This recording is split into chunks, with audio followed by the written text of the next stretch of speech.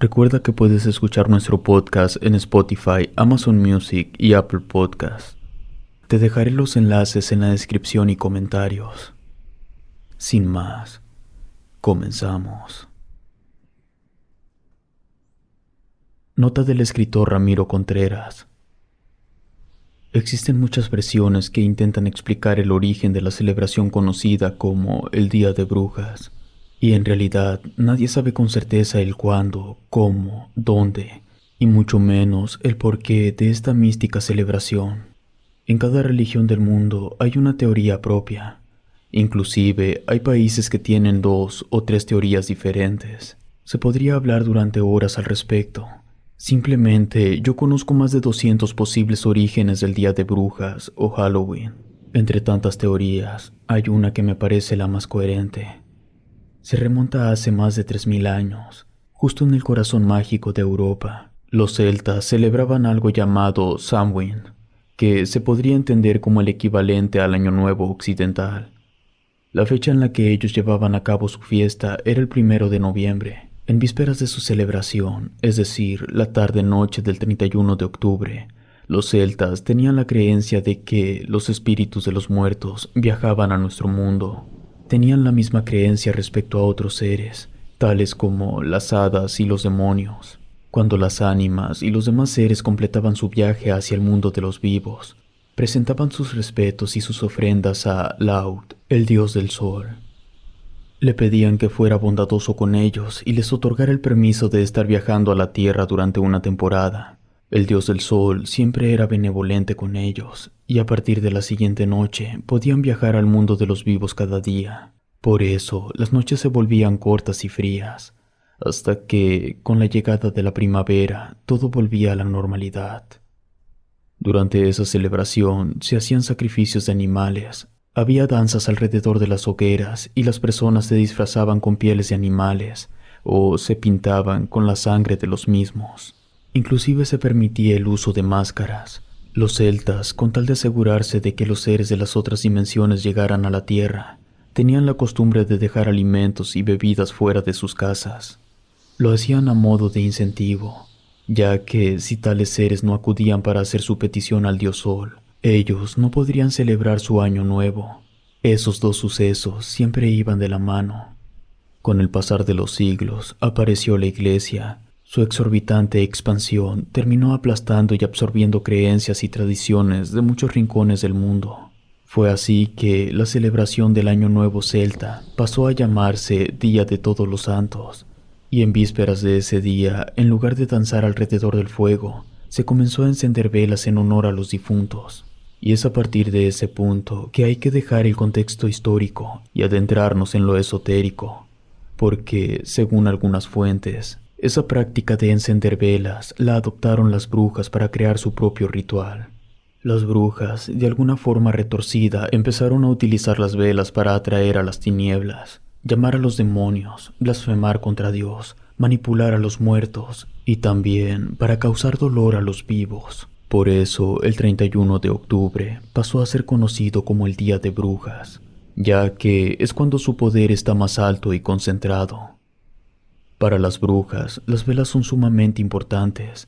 Lo que ocurre con las velas es que están ligadas a las deidades, independientemente de que sean malévolas o benévolas, y, por lo general, una sola bruja no puede canalizar semejante poder, pero un grupo sí, por eso lo usan las sectas. Algunas velas entran en la categoría de velas mayores. Existe otra categoría de velas, las menores. Están las velas de color café y color naranja, también la vela gris y la vela rosa. Sus funciones están más apegadas a lo espiritual, sanación del alma y el amor. Espero que la información les sea de utilidad. Sin más que añadir, los dejo con 4 relatos del día de hoy. Rituales de magia negra. La brujería es el tipo de magia óptimo para conseguir poder sobre las demás personas, para dañarlas y para manipular su moral. La naturaleza de la brujería permitía compensar las situaciones desfavorables en las que se encontraban las personas de nivel más bajo. Era la única forma que los pobres y los oprimidos encontraron para mermar, aunque fuera un poco, el poder de los infames. Y contrario a lo que se puedan imaginar, la brujería también se puede utilizar para ayudar a personas. Por ejemplo, la limpia con huevos de gallina negra. Eso me consta porque mi madre me llevó con una bruja de magia negra para que me salvara la vida después de que los doctores le dijeron que no había nada que hacer por mí. Todo comenzó durante el Día de Brujas del año 2005. Habíamos salido todos en familia a pedir dulces. Yo tendría como 8 años. Los tíos que tenían camionetas nos habían llevado a todos los primos a recorrer la ciudad durante la noche. Primero fuimos al centro, después recorrimos la avenida Guerrero, que es la principal de toda la ciudad. Cuando terminamos, todos los niños habíamos llenado nuestras bolsas con dulces. Incluso llevábamos dentro de los pantalones. Pensamos que ya nos iríamos a la casa de la abuela, pero no. Los tíos nos llevaron a la colonia Madero, que es un lugar en donde siempre ha vivido pura gente de mucho dinero. Esas personas habían construido sus fortunas ahorrando, no gastando en cosas tan banales como regalarles dulces a los niños. Los tíos no nos llevaban a pedir dulces, sino a que viéramos las decoraciones tan excéntricas e impresionantes que esa gente ponía en sus casas. Aquello era un espectáculo de luces. Los ricos se peleaban por ver cuál de todos ellos decoraba su casa con los adornos más costosos. Había fantasmas inflables, estatuas de gigantescos monstruos, casas enteras cubiertas de telarañas, espectros colgando de los árboles, arañas enormes sobre los techos, figuras animatrónicas de todo tipo y calabazas. Las personas de dinero siempre llevaban todo al siguiente nivel. Los postes de toda la colonia también estaban adornados. Les habían puesto brazos de calavera. Inclusive las coladeras estaban adornadas. Tenían un líquido rojo simulando la escena clásica de It. Hubo una casa que me dejó impactado. Tenían cadáveres falsos tirados en el jardín, una nave ovni y un extraterrestre muerto, acomodado de tal forma como si hubiera intentado entrar a la casa. Era algo increíble, y para sorpresa de todos, una de las casas estaba dando algo a los niños. Mis tíos se estacionaron cerca para que nos bajáramos y fuéramos a la casa. Estaban dando billetes de 100 pesos. Fue genial. Ya estábamos caminando de regreso a las camionetas cuando un niño con un disfraz muy extraño se me acercó y me preguntó si yo quería probar el mejor dulce de todo el mundo. Por supuesto que le respondí que sí. El niño sacó de su bolsillo una envoltura negra. Me dijo que me entregaría el dulce, pero que yo debía decir unas palabras raras. Supongo que era en otro idioma porque eran un poco difíciles de pronunciar. Al decir las palabras, el niño me entregó la envoltura. Dentro estaba el dulce y de inmediato me lo comí. Después corrí para alcanzar a mis primos y todos subimos a las camionetas. Le dijimos a los tíos que nos habían dado 100 pesos. Nos preguntaron si queríamos comprar algo. Éramos 13 niños en total, así que teníamos 1,300 pesos. Acordamos ir al único lugar abierto a esa hora donde vendían pizza. Compramos 7 pizzas. Ahí mismo compramos un montón de refrescos y fritos. También llevamos botes de helado. Aquellos años las cosas no estaban tan caras como ahora. Por eso nos sobró suficiente dinero para ir a Blockbuster y rentar unas películas. La noche estuvo genial, pero al día siguiente amanecí sintiéndome muy mal.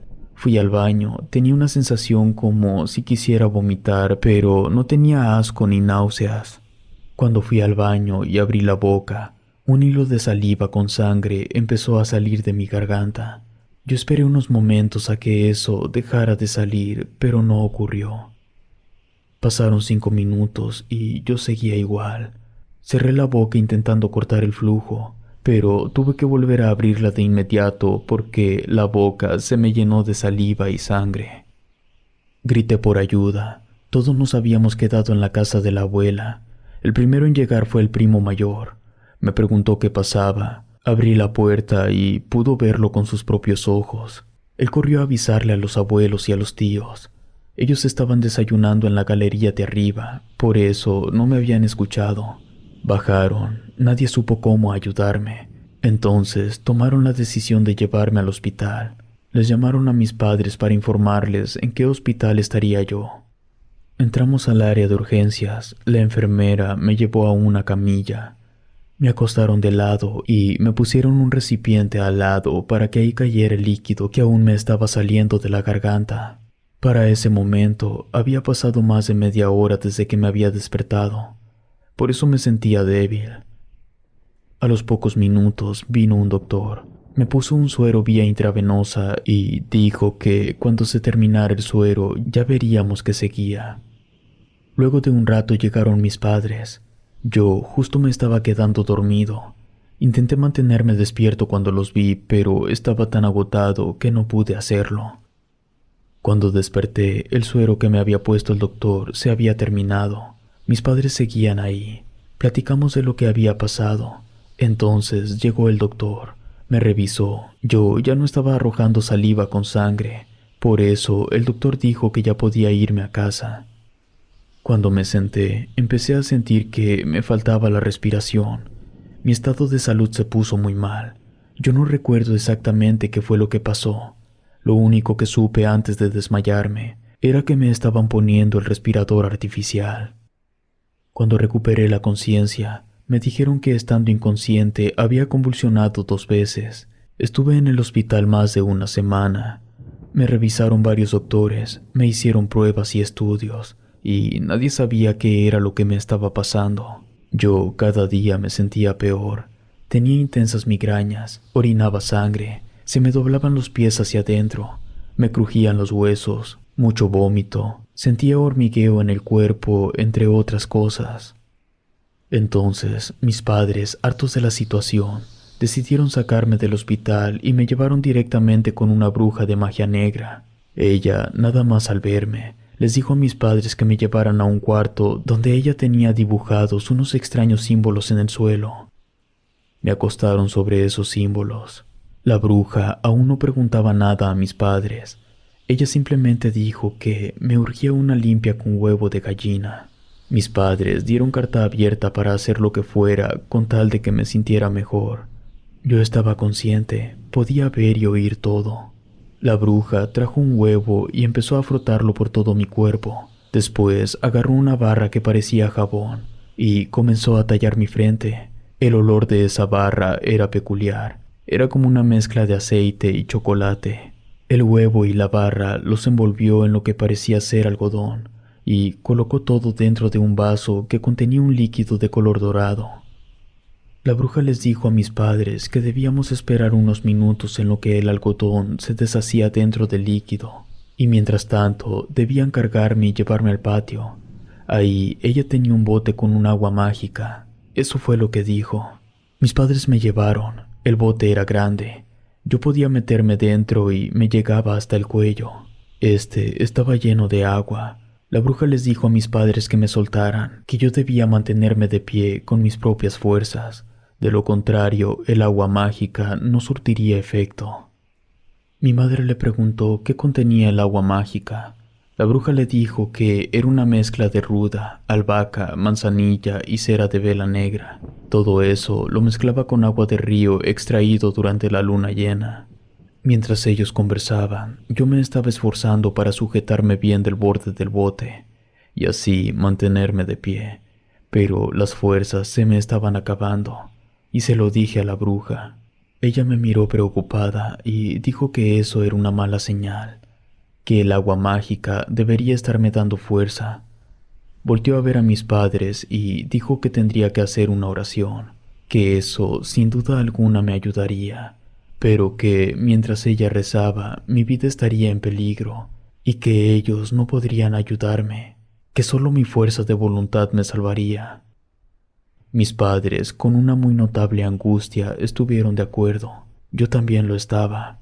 En cuanto la bruja empezó a rezar, el agua subió ligeramente su temperatura. Cada que la bruja terminaba el rezo y volvía a empezar, el agua se sentía más caliente. Aquello se estaba volviendo insoportable. Sentía que mi piel se estaba derritiendo. Entonces, un brazo salió del fondo del bote y me sumergió en el agua. Mis padres gritaron. La bruja no paró de rezar. Cada que terminaba y volvía a empezar, lo hacía con más fuerza y más rápido. Yo intentaba luchar por liberarme del brazo que me sujetaba, pero no podía. La bruja repitió tantas veces el rezo que me lo aprendí casi de memoria. Oh, vela negra, te invoco a ti con la maldición del enemigo. Tómala en tus llamas, aflígela y quémala. Con las cenizas cubre al enemigo. Visítalo con una doble mezcla de la maldición que ha descargado. Hazlo entender que él vive portando espadas. Muere por ellas. La bruja terminó de rezar por última vez. Su voz ya eran puros gritos desgarradores, pero en cuanto terminó, yo logré liberarme. Me alcé con tanto impulso que incluso tumbé el bote derramando toda el agua, la cual, por alguna razón, se había vuelto negra y espesa como si fuera petróleo. Mis padres me quisieron ayudar a levantarme, pero la bruja les dijo que no intervinieran, que yo debía hacerlo solo, y sí pude. Los 4 volvimos al cuarto donde habíamos estado primero. El líquido de color dorado que estaba en un vaso ya había disuelto el algodón. Ese vaso de vidrio estaba repleto de gusanos.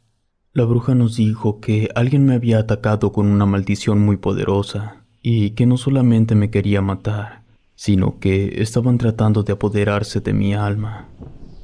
El agua y los rezos me habían devuelto la vitalidad. De hecho, me habían librado de la maldición. Pero eso, en realidad, no era una buena noticia, porque la maldición no había desaparecido. Solamente con ayuda de los rezos, la maldición había dejado mi ser para voltearse en contra de la persona que me había atacado. La bruja les dijo a mis padres que debían colocar 13 velas negras dentro de mi cuarto, que no ayudarían en nada, pero que nos avisarían antes de que la situación se fuera a complicar de nuevo. Yo podía dormir tranquilo por algunos días, tal vez un mes, en lo que el agresor encontraba la manera de deshacerse de la maldición para enviármela de nuevo. Cuando eso ocurriera, todas las velas se apagarían, y en ese mismo momento nosotros deberíamos regresar con ella.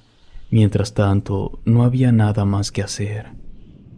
No pasaron ni siquiera 3 semanas cuando una noche, antes de que me quedara dormido, las 13 velas se apagaron. Yo corrí a avisarle a mis padres. Fue un lunes, volvimos con la bruja. Dijo que tendríamos que esperar a la madrugada del miércoles para hacer el siguiente ritual, porque era cuando tendríamos más oportunidades de tener éxito debido a la luna nueva. Esa noche tuve que dormir en el cuarto de mis padres para que ellos estuvieran al pendiente de mí. Afortunadamente, solo me empezó un ligero dolor de estómago, pero pude dormir bien. La noche del martes ya no pude dormir debido a un fuerte dolor de cabeza. Me dio calentura, yo sentía que los ojos se me iban a salir. El miércoles por la madrugada volvimos con la bruja. Ella nos estaba esperando. Tenía una mesa preparada con velas blancas, mucho ajo y copas cristalinas que contenían diferentes cosas. Nos sentamos alrededor de la mesa y nos tomamos de las manos. La bruja dijo una oración de purificación y nos soltamos. Después tomó un alfiler y me pinchó el centro de la palma izquierda. Agarró mi mano y la colocó sobre una de las velas. Una gota de mi sangre cayó sobre esa vela y la apagó. Ella agarró la copa que tenía sal y la espolvoreó por toda la mesa. Entonces tomó 2 ajos y los puso al centro de la mesa. Los ajos los perforó cada uno con un alfiler. Sacó hilo negro, amarró un extremo al dedo índice de mi mano derecha y el otro extremo a uno de los alfileres que estaban enterrados en un ajo. Después fue por una piedra transparente y con esa piedra aplastó el otro ajo y el alfiler se partió en 2. La bruja agarró una de las cabezas del ajo que había aplastado y se lo comió a mordidas. Luego se comió una de las mitades del alfiler que había estado en ese ajo. Agarró la otra copa de cristal, tenía un líquido blanco dentro. También se lo bebió. Dejó pasar unos segundos. Luego escupió dentro de la copa donde había estado la sal. La saliva de la bruja era de un color verdoso. Ella movió la copa en mi dirección, dando a entender que yo debía tomarme lo que ella había escupido. Mi madre y yo nos volteamos a ver sin decir nada. Mi padre le preguntó a la bruja si era realmente necesario. Ella, muy seria, respondió: a menos que quiera ver morir a su hijo. Entonces lo bebí. La bruja empezó a rezar una oración que parecía una mezcla del Padre Nuestro y del Credo, pero en lugar de hacer referencia a Dios, lo hacía al diablo. Yo empecé a sentir mucho asco. La bruja, sin dejar de rezar, se levantó de la mesa y se alejó. Mis padres hicieron lo mismo. Entonces sentí como si algo dentro de mí se hubiera hecho pedazos. Vomité. Fueron litros y litros. Primero aventé una sustancia transparente, luego un líquido negro. También arrojé plantas, lodo, cera y pedazos de aluminio. Quedé de rodillas casi sin fuerzas. La bruja caminó hacia mí, metió 2 dedos en mi garganta y sacó el dulce que me había dado el niño. Mis padres y yo estábamos sorprendidos. El dulce había salido intacto, como si yo no lo hubiera masticado. La bruja me preguntó quién me había dado el dulce, y yo les conté todo. Ella estaba intrigada. Decía que un ataque como el que me habían hecho a mí no era común, y definitivamente no era aleatorio. No me dieron ese dulce por casualidad. Estaba hecho específicamente para mí. El enigma era ¿por qué? No había forma de saberlo. Lo importante era que la maldición ya estaba destruida.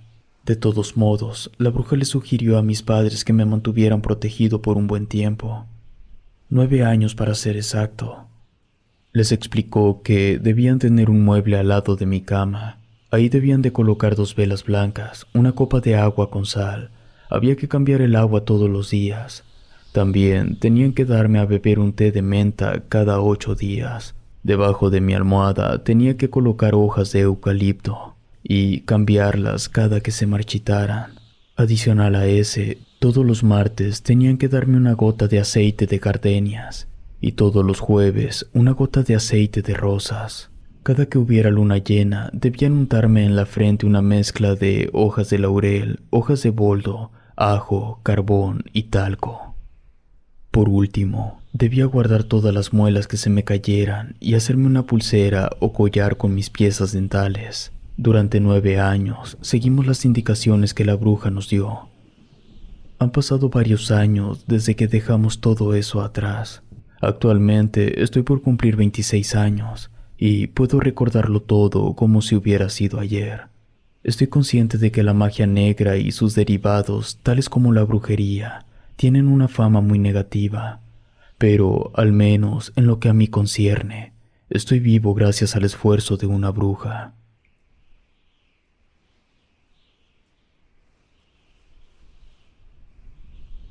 El crimen de la bruja. Mi abuela, a pesar de que todos sabíamos que sabía mucho sobre brujas, jamás me quiso hablar de los macabros rituales que practicaban las brujas. Cada que yo le preguntaba, ella me respondía que esas cosas no eran de Dios y que mientras menos supiera, mejor. A mí me daba mucha curiosidad el por qué mi abuela sabía tanto sobre brujas. Ella no era una, eso lo puedo asegurar, pero debía haber un motivo. Se lo pregunté a mi madre y ella nunca me dijo nada. Desconozco si ella en realidad no sabía o si no quería decirme. Un día, cuando yo tenía 15 años, mi abuela murió. Ya era grande. No fue un suceso que estuviéramos esperando, pero debido a su edad, sabíamos que podría suceder tarde o temprano. La velamos en la casa de la mayor de mis tías. Después fue llevada hasta el cementerio del pueblo. Hasta ese punto, todo parecía tratarse de un funeral ordinario. Pero cuando el ataúd de mi abuela ya estaba siendo cubierto con tierra, volteé hacia algunos árboles que estaban lejos. Ahí pude ver unas aves extrañas. Nunca había visto algo parecido. Mi papá estaba cerca. Fui con él y le dije sobre las aves. Él volteó a verlas. Luego me dijo que mejor las ignorara, que esas eran brujas, y si las veía mucho podían enojarse conmigo. Eso me asustó. El resto del tiempo que estuvimos en el cementerio ya no volteé a verlas, pero una voz dentro de mi cabeza me decía que era mucha casualidad que hubiera brujas el día que estábamos enterrando a mi abuela. Esos 2 hechos claramente estaban relacionados, aunque yo no tenía ni la más remota idea de cómo. Finalmente nos retiramos del panteón. Mis padres y yo vivíamos cerca del lugar, a menos de 1 kilómetro. Por eso podía visitar la tumba de mi abuela cada que yo quisiera. Habíamos sido muy unidos. Yo iba al cementerio una vez por semana. En una de tantas ocasiones encontré 4 velas encendidas a los costados de su tumba, 2 del lado derecho y 2 del lado izquierdo. Además, sobre la lápida había una fotografía y ropa interior, que supe que le pertenecía a la mujer de la foto. Fue un momento muy impactante, porque era evidente que se trataba de brujería, posiblemente un amarre o algo parecido. De inmediato fui a buscar a la persona que se supone debería cuidar el lugar por la noche. Lo llevé hasta el lugar de descanso de mi abuela y le exigí que me explicara por qué esas cosas estaban ahí. El señor me dijo que eso debería preguntárselo a mis padres. Su respuesta me dejó muy confundido. Esa persona me explicó que, aunque no era tan común, las brujas sí iban de vez en cuando al panteón durante las madrugadas para hacer trabajos, pero siempre que lo hacían, se ponían a merodear en el lugar hasta que decidían en cuál tumba harían sus oscuras prácticas. Pero la noche anterior, 2 brujas habían llegado directamente a la tumba de mi abuela para hacer lo suyo. Según el trabajador, eso significaba que las brujas tenían algo personal con mi abuela. También me aseguró que ellas volverían una y otra vez para utilizar la lápida de mi abuela como su mesa de trabajo. Me dejó en claro que él no haría absolutamente nada, y que si no estaba de acuerdo, me dejaría una noche dentro del panteón para que yo personalmente cuidara la tumba de mi abuela. Me fui muy molesto por la actitud del trabajador. Estaba asustado porque esa persona me aseguró que las brujas seguirían molestando el descanso de mi abuela. En cuanto llegué a casa, mis padres se dieron cuenta que yo estaba molesto.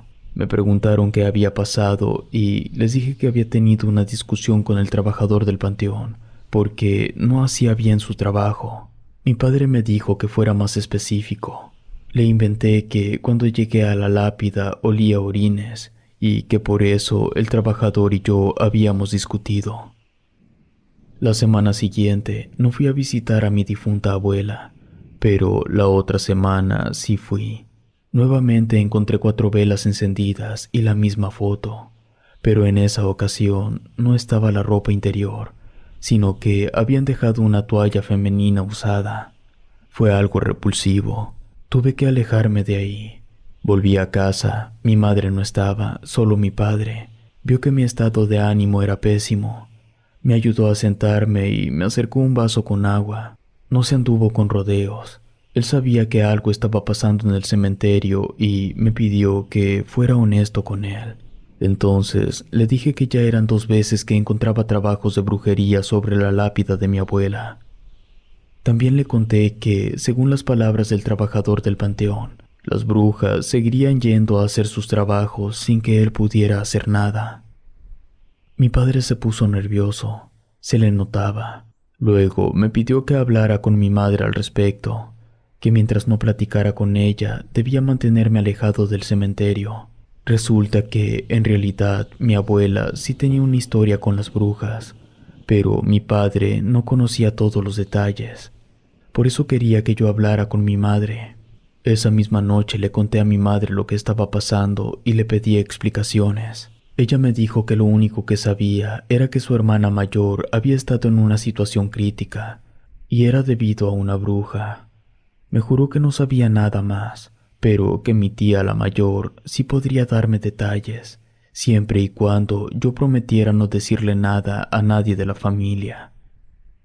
Pasaron casi 2 semanas para que yo tuviera tiempo libre y visitara a mi tía mayor.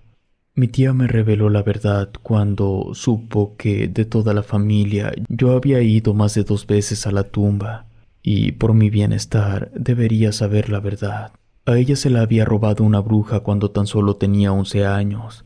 Lo que la bruja quería era sacrificar a mi tía para luego comérsela. Mi abuelo intentó recuperarla, pero terminó muy mal herido.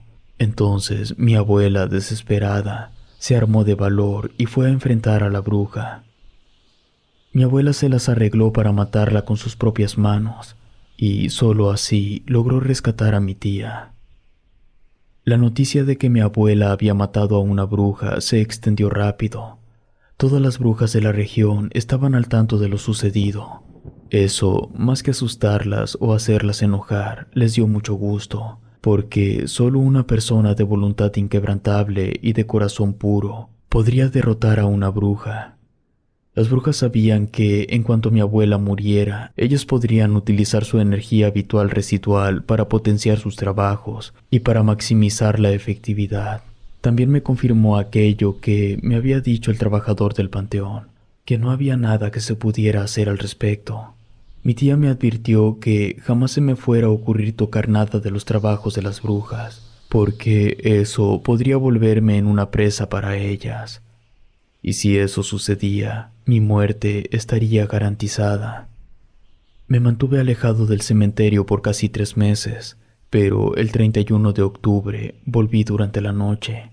Lo hice porque, debido a una circunstancia, mis padres y yo saldríamos de la ciudad al día siguiente y estaríamos fuera por más de 1 año. No me quería ir sin despedirme de mi abuela, pero una vez más, cuando llegué a su tumba, encontré brujería. Había unas tijeras rotas, sal, incienso, varios símbolos extraños dibujados con sangre sobre la lápida. También había pedazos de ropa. Pero, por mucho, lo más aterrador y escalofriante que había ahí era un cráneo pequeño. Parecía ser de un bebé o de un niño. Apenas estaba tratando de asimilar lo que estaba viendo cuando un anciano se me acercó y me dijo: «Ese es el ritual de las velas». Le pregunté quién era y cómo es que podía identificar el ritual que había sido practicado sobre la tumba de mi abuela. El anciano me comentó que él había estado casado por muchos años con una bruja. Aprendió mucho de ella. Me explicó que su mujer al principio no era malvada, pero el poder la corrompió y tras intentar un acto atroz terminó muerta. Yo le pregunté si, de casualidad, él podría ayudarme a ponerle fin a las sucias prácticas de las brujas. Él me comentó que había una forma, pero no sabría si funcionaría o no hasta que estuviera hecho. Me explicó que para hacer sus rituales, las brujas utilizaban velas, de la misma forma en que a los pasteles se les ponían velas para poder pedir un deseo. Sin velas no se podía pedir ningún deseo.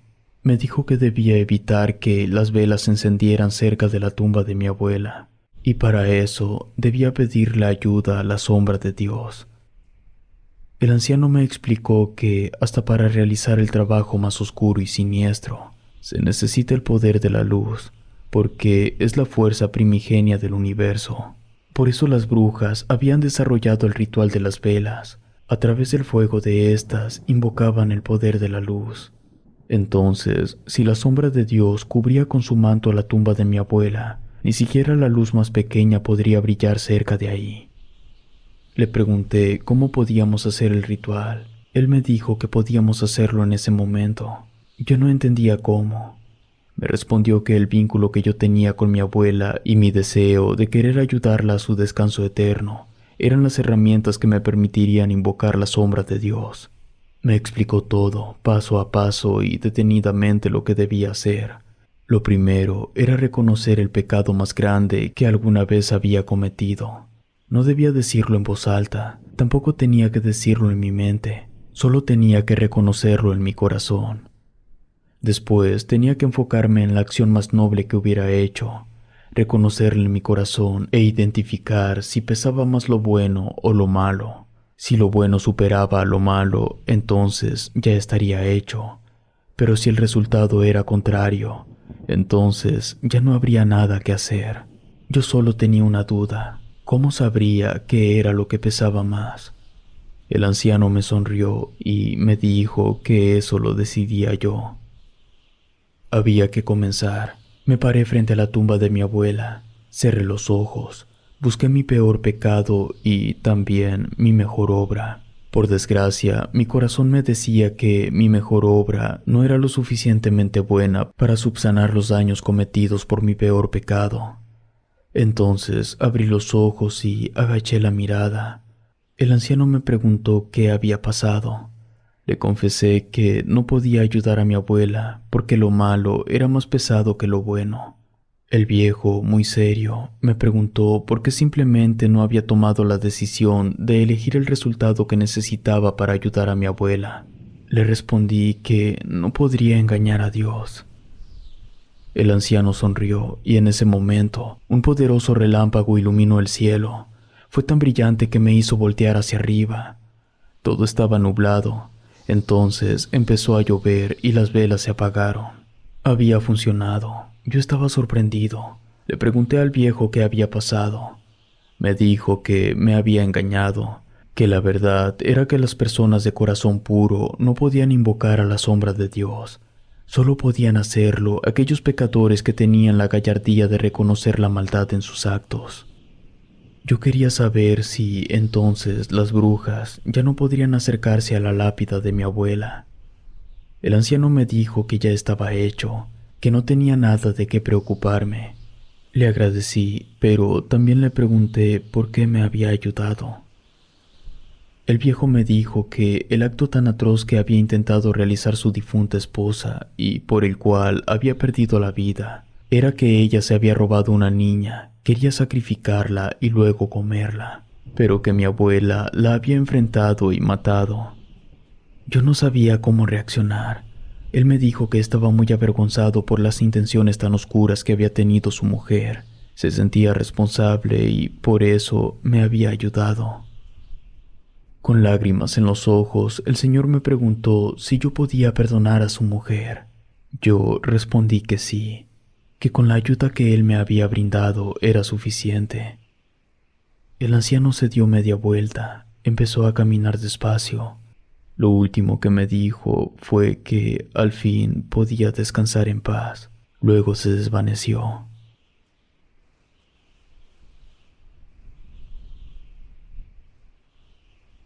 La bruja del callejón. El Halloween es una festividad curiosa. Nunca me ha quedado claro qué es lo que se supone que nosotros celebramos. Es el día de las brujas y no sé los demás, pero al menos yo no practico brujería.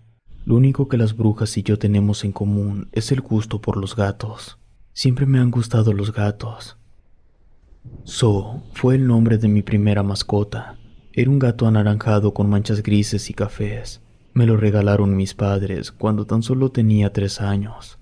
Después de que entré a la primaria, me regalaron una gata amarilla con rayas negras y blancas, Ava. Al poco tiempo tuvieron su primera camada. Fueron 8 gatitos. Yo tenía 9 años. Mi cabeza no daba para inventar tantos nombres para mis nuevos gatos. Entonces lo que hice fue aprovechar que todos los gatos tenían diferentes mezclas de colores. A cada uno lo llamé según el color que estuviera más presente en su pelaje. El que más me gustó fue Blanco. Era un gato esponjado, casi completamente blanco, y en la parte de arriba de su cabeza tenía una mancha de pelo negro simulando un sombrero. Había 2 gatos cafés, pero uno era café claro con manchas oscuras y el otro café oscuro con rayas claras. A ellos los llamé Claro y Oscuro. Lo mismo ocurría con los gatos amarillentos. Al de tonalidad abundante más oscura lo llamé Oro y al de tonalidad clara lo llamé Amarillo. Las gatas se llamaban Naranja, Gris y Oscura. Mis padres tomaron la decisión de esterilizar las 4 gatas, Ava y sus 3 crías, porque tener ya 10 gatos corriendo por toda la casa era un desastre. Cuando cumplí 15 años, So murió de viejo. Debido a eso, Ava cayó en una fuerte tristeza. Se fue deteriorando poco a poco y luego de 2 meses también murió. Esos gatos me habían acompañado por demasiados años. Literalmente, pasé toda mi infancia jugando con ellos. Fue un golpe muy duro. Blanco se dio cuenta que yo estaba pasando por un mal momento y se hizo muy unido a mí. Me despertaba para ir a la escuela, me esperaba para comer. Jugaba con mis plumas mientras hacía la tarea y se dormía al lado de mi cama. Es a partir que entré a la preparatoria que comenzaron a ocurrir cosas extrañas. La escuela me quedaba cerca, a 10 minutos caminando, y para llegar yo tenía que pasar frente a un oscuro callejón del que se decían muchas cosas malas. Había un vagabundo al que todos le decíamos el Mechudo. Él siempre se la pasaba caminando alrededor de la cuadra en la que estaba el callejón, y aunque todos decían que le faltaba un tornillo, a mí no me lo parecía. Siempre sabía el día de la semana, la fecha del mes, inclusive sabía la hora casi exacta. En el día se guiaba por el sol, pero por la noche no tengo idea de cómo se ubica para saber la hora. También sabía los nombres de todos los de la colonia. Parecía una persona más cuerda, más lista y con mejor memoria que yo. El motivo por el cual la gente decía que estaba loco era por las cosas que decía sobre el callejón. El mechudo había dormido dentro de ese callejón por años, pero dejó de hacerlo cuando, según lo que él contaba, había llegado una anciana muy rara. Parecía ser otra vagabunda igual que él. Al principio no tuvieron problemas, pero el mechudo empezó a notar comportamientos extraños y aterradores en esa anciana. Ella hablaba con las moscas, las cucarachas y con los ratones. De hecho, el mechudo decía que en una ocasión pudo escuchar que uno de los ratones le respondió a la anciana. Había sido por ese motivo que dejó de dormir dentro del callejón, porque le tenía miedo a la vieja. Lo raro era que nadie jamás había visto a la supuesta anciana, la cual, según el mechudo, era una bruja sucia y malvada. Pero a pesar de que todos lo juzgaban como un enfermo mental, había rumores oscuros sobre ese callejón. Situaciones como que cuando llovía el agua no caía dentro del callejón, o todo aquel que llegaba a entrar ya no volvía a salir. También se decía que a las 3 de la mañana podían verse luces en lo profundo y otras cosas. La primera vez que noté algo extraño fue el 7 de octubre. Lo recuerdo perfectamente bien porque mis padres me habían dado permiso de ir a la fiesta de un amigo que vivía a 2 cuadras de la prepa. Era medianoche. Yo junto con 3 amigos que eran mis vecinos, estábamos regresando de la fiesta. La calle en la que estaba el callejón tenía por lo menos 8 lámparas. 7 sí funcionaban. La única que nunca encendía era la que estaba colocada frente al callejón.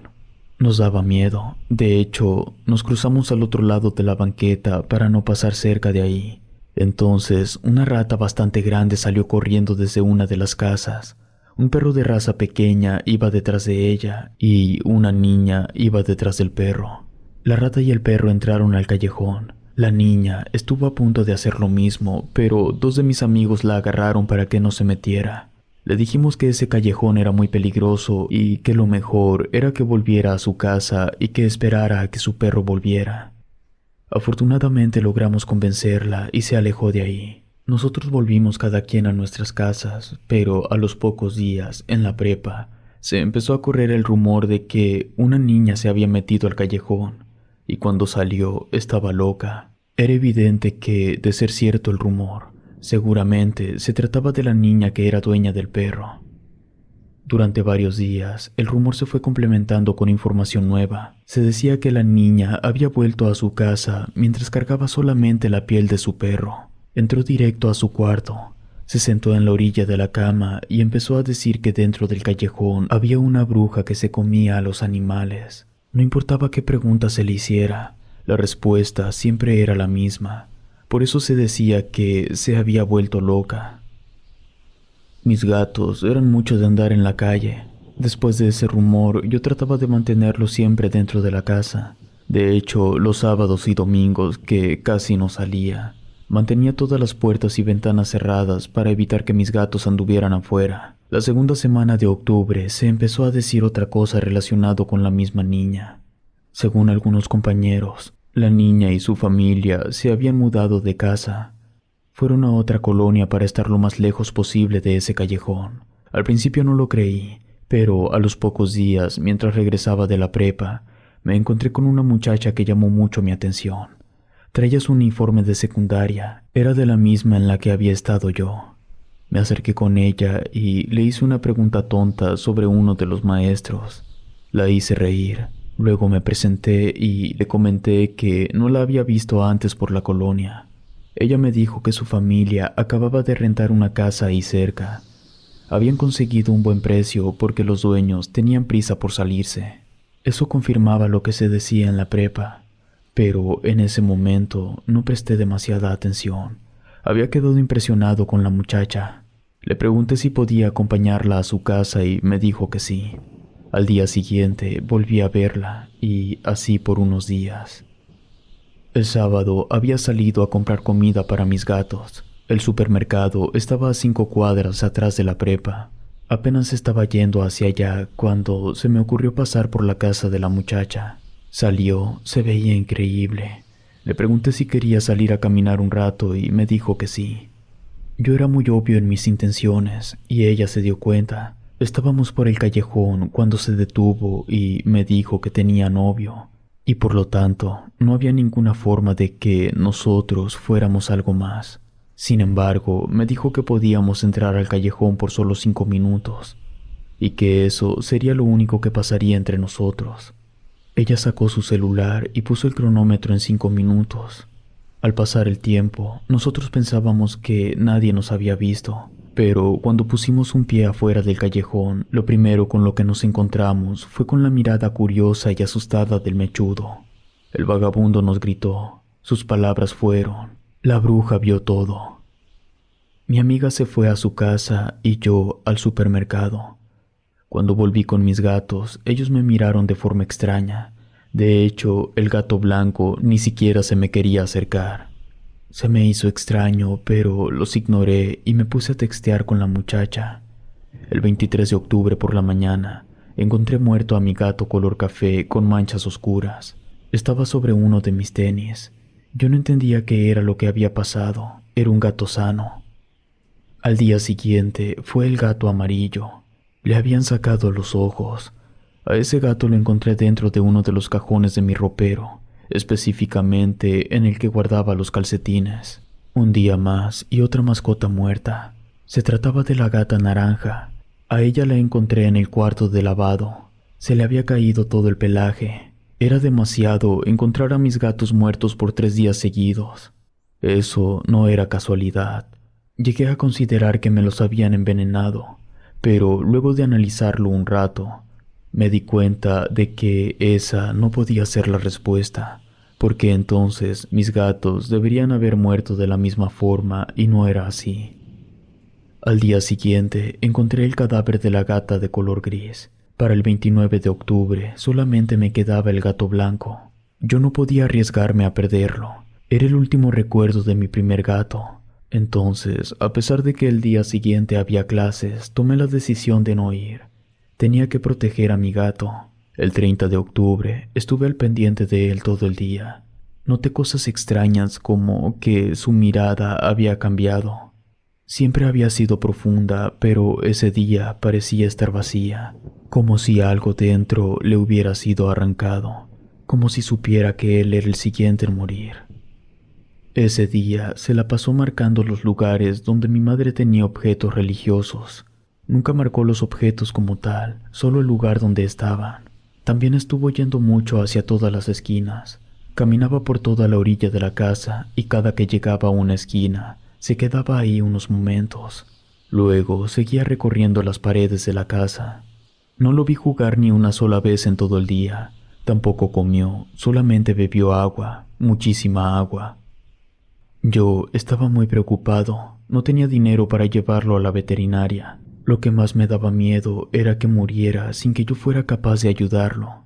Me mantuve despierto toda la noche y mi gato no murió. En cuanto salió el sol, en pleno día de brujas, agarré a mi gato y me fui a ver a la curandera. Tenía la esperanza de que al menos ella pudiera decirme qué estaba pasando. Todos sabían sobre la curandera. Era una mujer demasiado mayor. Nunca nadie supo su edad, pero mi abuela decía que cuando esa mujer llegó a vivir a la colonia, ya se veía como de unos 60 años. En ese entonces mi madre aún no nacía, y para cuando ocurrió todo esto que les estoy contando, mi mamá ya tenía 40 años. Eso significaba que la vieja curandera tenía por lo menos 100 años. En cuanto entré a la casa de la anciana, mi gato blanco se puso muy inquieto y también agresivo. Me atacó con sus garras, inclusive me mordió la mano. Mi gato definitivamente no quería estar ahí. La curandera de inmediato notó la actitud tan rara del gato y se acercó rápido conmigo para agarrarlo. Blanco quiso atacarla, pero ella le detuvo las garras con una mano y, sin mayor esfuerzo, lo llevó a su mesa y lo amarró de sus dos patas traseras. Mi gato forcejeaba y hacía ruidos raros, como si nos estuviera amenazando. La anciana me preguntó de dónde había sacado al animal. Le dije que ya tenía muchos años con él y le conté todo lo que había pasado con el resto de mis mascotas. Después me preguntó si antes de que mis gatos empezaran a morir yo me había acercado a algún lugar o a una persona cargada con energía negativa. Entonces mi memoria hizo clic. Le dije que me había metido al callejón por 5 minutos para estar a solas con una muchacha.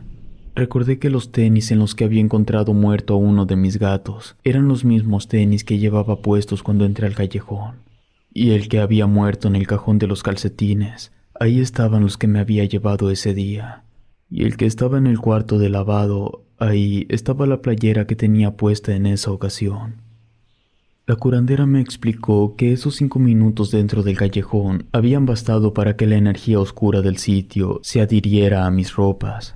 Dijo que los gatos no habían muerto solo porque sí, sino que ellos se habían sacrificado por mí, habían absorbido toda la energía negativa para liberarme, y así que yo no muriera. La curandera me dijo que la buena noticia era que yo no tenía que preocuparme por mí, pero la mala era que si ella no expulsaba toda esa energía negativa de mi gato, iba a morir en cuestión de horas. En lo que ella preparaba todo para practicarle un ritual a mi gato, yo le pregunté si, de casualidad, ella sabía qué era lo que ocurría realmente en ese callejón.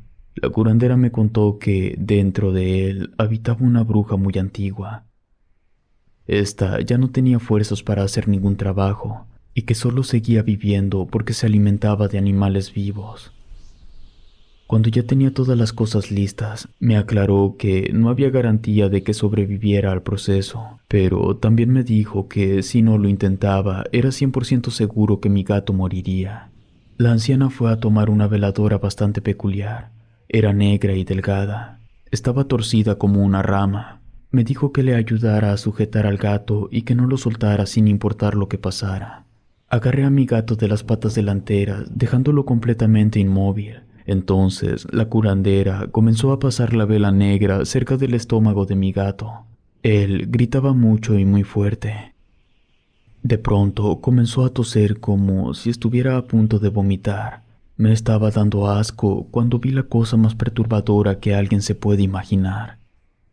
Mi gato Blanco le comenzaron a salir cucarachas y gusanos de la boca. También un líquido gris espeso con espuma que olía a drenaje. La vela se apagó. Yo solté a mi gato y de inmediato empecé a quitarme rápido las cucarachas y también los gusanos que tenía en las manos y los brazos. Mi gato estaba muy débil, se le notaba en la cara. La curandera me dijo que lo único que quedaba era esperar unos días a ver si mi gato se recuperaba.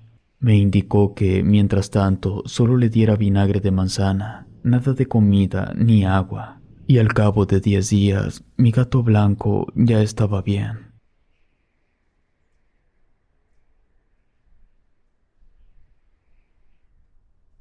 El culto del fuego. El fuego no es otra cosa sino el estado más puro de la materia. Eso le da a nuestros ojos una relevancia espiritual inimaginable, ya que es a través de la vista que la luz ingresa a nuestro organismo. Explicado ese punto, es fácil entender la afirmación de que la vida del ser humano, tal y como la experimentamos, está ligada directamente con el fuego. Partiendo de esa idea, no es difícil entender que, de hecho, hasta los hombres de ciencia saben perfectamente que sin el fuego la humanidad jamás hubiera llegado tan lejos. Me llamo Elías, vivo en el norte del país y soy el último integrante de una larga dinastía de brujas pertenecientes al culto del fuego. Las tradiciones del culto dictan que solo las mujeres pueden aprender las habilidades y poderes de la magia de fuego. Además, solo las mujeres tienen permitido tener hijos. Mi madre tuvo 3 hijos, mis 2 hermanas y yo. Cada una de mis hermanas también tuvo 3 hijos, pero todos fueron varones. Por lo tanto, según las creencias del culto, Se considera que mis hermanas ya no nacieron con el don, porque todo el que nace con el don puede heredarlo. Por eso dije que soy el último integrante de la dinastía, porque yo sí nací con el don, pero como soy hombre, no tengo permitido desarrollar mis habilidades ni tener descendencia. Aquellos que formemos parte del culto del fuego somos educados según las enseñanzas de algo llamado el Sendero de la Luz. Sería el equivalente de la Biblia y de la Torá. El Sendero de la Luz nos enseña los valores y principios que debemos adoptar todo aquel que forma parte del culto del fuego, al cual, como es evidente, solo pueden pertenecer los descendientes de las fundadoras originales, que fueron brujas de muy alto nivel y de mucha peligrosidad para sus enemigos. El Sendero de la Luz se va enseñando conforme los niños van creciendo. Lo ideal es que al llegar a los 13 años ya todos tengan asimilado ese conocimiento, porque a partir de esa edad empieza el aprendizaje de los pilares de la magia de fuego. Debo aclarar que todos los hombres que pertenecemos al culto somos sometidos a una prueba para determinar si podemos o no tener contacto con el mundo exterior. Las mujeres que quieran pueden aplicar, pero ninguna está obligada. Por lo general, cada año, solo a 4 o 5 miembros se les permite convivir con lo mundano. Siempre son hombres los elegidos. Es así por una sencilla razón. El culto tiene sus reglas. Las mujeres se encargan de la magia y los hombres de hacer contacto con el mundo exterior. Además, han sido contadas las veces en que una mujer ha logrado pasar la prueba, y cuando ha ocurrido, el consejo interviene para que el resultado sea anulado. Todo se hace por el bien del culto. Somos herméticos, pero es para conservar y proteger nuestras creencias y tradiciones. No somos una secta. Para empezar, el simple hecho de que yo haya aceptado hacer público mi testimonio es una prueba de que no somos sectarios. No soy un rebelde. El consejo autorizó que yo pudiera hablar. No puedo revelar dónde nos ubicamos ni los nombres de nuestros líderes, pero sí puedo decir que nuestra ceremonia más importante la celebramos el 31 de octubre. Se eligió esa fecha porque en el lugar que hacemos la celebración es la noche en la que el cielo está más despejado y por tanto tenemos mejor vista de las estrellas. Eso es importante porque para nosotros las lejanas estrellas son fuegos cósmicos que iluminan el firmamento y es vital estar en contacto con el fuego cósmico durante nuestra celebración, porque es la noche en la que damos un paso más en la evolución de nuestra llama interna.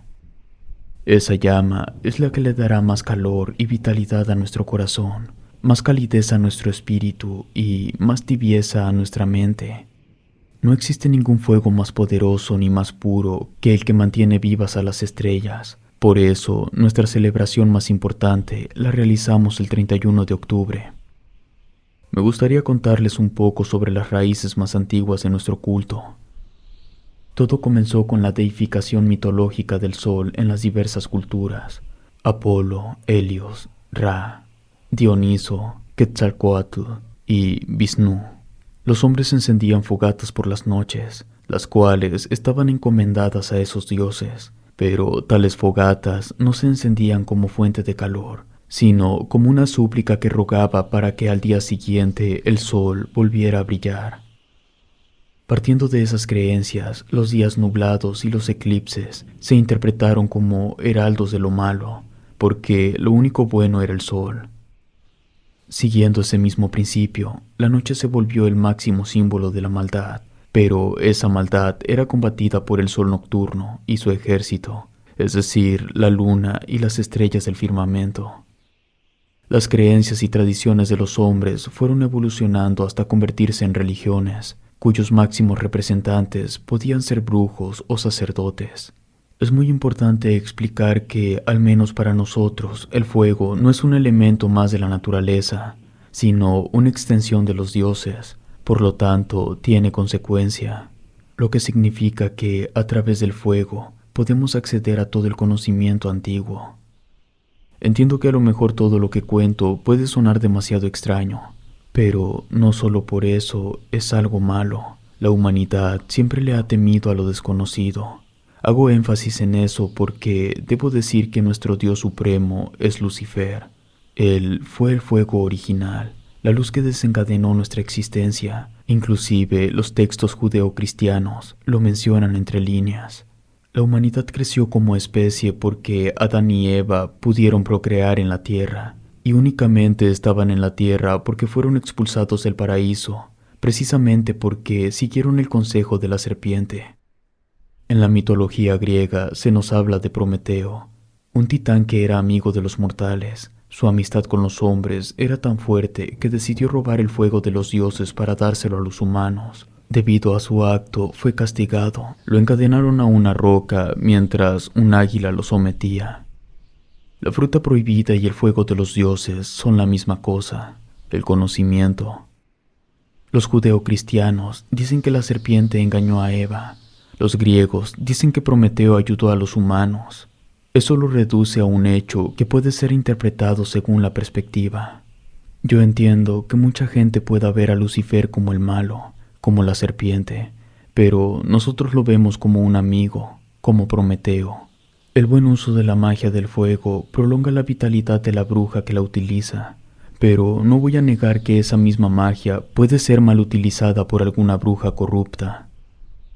Una bruja de fuego que es corrupta utiliza la magia para manipular la realidad de su entorno, interviene en los elementos que acontecen y no permite que la realidad siga su curso. Utilizar la magia de fuego para realizar prácticas incorrectas causa serios estragos en la bruja. El primero y el más contundente es que la bruja queda estéril de forma permanente, porque la misma naturaleza de nuestra magia evita que alguien indigno tenga la capacidad de crear vida. Las brujas corruptas no son más poderosas que las brujas no corruptas, pero tampoco son más débiles, porque sin importar para qué se utilice, el fuego siempre será fuego. No existe un fuego más fuerte que otro. Con esto quiero decir que la magia de fuego no posee bondad ni maldad, no otorga poder al que la utiliza. Es igual que una pistola, puede ser utilizada para defender o para atacar. Dentro de nuestro culto no existe nada más despreciable que una bruja corrupta. Cuando detectamos a una, es sometida a juicio y finalmente se le castiga con la única pena que existe para una bruja corrupta, la muerte. Afortunadamente, es muy común tener que matar a una bruja corrupta. No aparecen con tanta frecuencia. Para eso se enseña el camino de la luz. La última lección del cambio de la luz nos habla sobre que nuestra realidad empieza y termina con nosotros. No importa si fuimos buenos o malos, todos iremos con Lucifer y será él quien, según su criterio, decidirá si reencarnamos o si nuestra alma será destruida. Pero eso se complementa con la creencia que tenemos de que cada alma tiene una cantidad límite de reencarnaciones. Entonces, como no es posible saber si volveremos a reencarnar o no, hay algunas brujas que deciden correr el riesgo pensando que ya no reencarnarán. Por lo tanto, no importa si son buenas o malas, su alma será destruida de todas formas. Es lo que las brujas corruptas argumentan cuando son sometidas a juicio. Otro de sus argumentos es que el camino de la luz enseña que el egoísmo es muy importante. Una lección muy importante sobre el egoísmo y que es un diferenciador entre nuestra magia y las demás, es que la magia del fuego no permite ayudar a nadie que no lo solicite personalmente. La magia de fuego no permite pedir por el prójimo, y es debido a varias cuestiones. La primera, por ejemplo, en el caso de curar una enfermedad mortal, al prolongarle la vida al otro, no sabemos si en lugar de ayudarlo, lo estamos perjudicando. La cuestión más importante es que nuestra magia no permite ayudar a quien no lo pide. No tenemos permitido inmiscuirnos en el destino de los demás, y eso es lo que hacen las brujas corruptas. Entonces, aunque el egoísmo es importante, el camino de la luz es muy claro al respecto. El egoísmo puede ser muy grande siempre y cuando no interfiera con el bienestar de nuestra comunidad. Los registros dicen que la bruja que ha sido sometida al mayor tiempo de castigo fue una que ayudó a un político en la década de los 60 para ganar las elecciones. Existen rangos que determinan quién puede utilizar cierto tipo de fuego. Están las brujas de fuego amarillo, las de fuego naranja, las de fuego rojo y las más expertas son las de fuego azul. El consejo está conformado por brujas que manejan fuego verde, Mi madre y la mayor de mis hermanas nacieron con un tipo de alma que les permite manejar el fuego naranja. La menor de mis hermanas tiene otro tipo de alma que le permite manejar el fuego amarillo. Mi abuela manejaba el fuego azul. Y yo poseo el tipo de alma para manejar el fuego amarillo. Pero al ser hombre no puedo ejercer la magia. Las brujas de fuego azul pueden tener hijas que puedan manejar cualquier tipo de fuego. Las brujas de fuego rojo no pueden tener hijas de fuego azul, pero sí de los otros fuegos. Las brujas de fuego naranja y de fuego amarillo solo pueden tener hijas que manejen el fuego amarillo o el verde. Y las brujas de fuego verde no pueden dar a luz a brujas de fuego azul. Seguramente habrá más de uno que se pregunte cómo es que las brujas fundadoras tuvieron descendencia si nunca se han aceptado a personas que manejen otro tipo de magia y mucho menos a simples mortales. Lo que se dice es que esas brujas eran tan poderosas que cada una pudo crear una hija y un hijo. Fue así como comenzó el linaje del culto del fuego. No somos un culto demasiado grande. Actualmente somos unos 2500, quizá un poco menos. Nuestra sede es el Estado de México.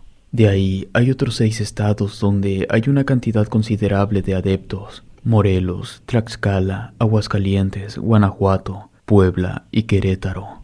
El consejo está en Veracruz y las ejecuciones de brujas corruptas se hacen en Baja California Sur.